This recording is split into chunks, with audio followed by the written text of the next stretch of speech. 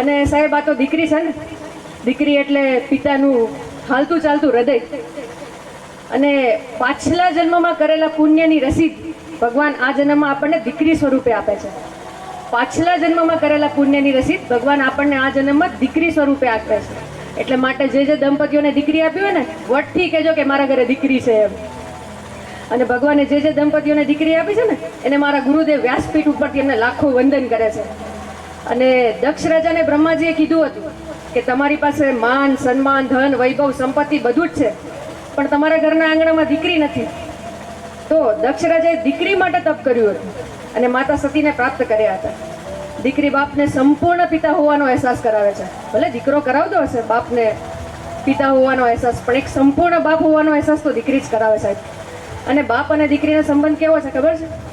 દીકરાને જ્યારે ભગવાન મોકલે ને ત્યારે એમ કહે છે કે જા તારા બાપને તું મદદ કરજે.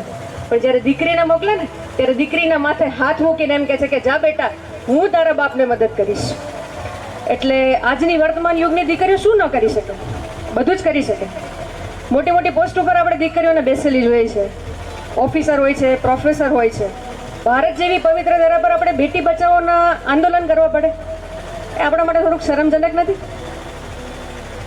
આપણે દેશમાં દીકરીને દુર્ગાના સ્વરૂપમાં જોઈએ છે, નવદુર્ગાના સ્વરૂપમાં જોઈએ છે. જે દેશમાં મા રાંદલની યાદમાં ગોરણીઓ જમાડવામાં આવે છે, અને એ દેશમાં બેટી બચાવોના આંદોલન કરવા પડે આપણે.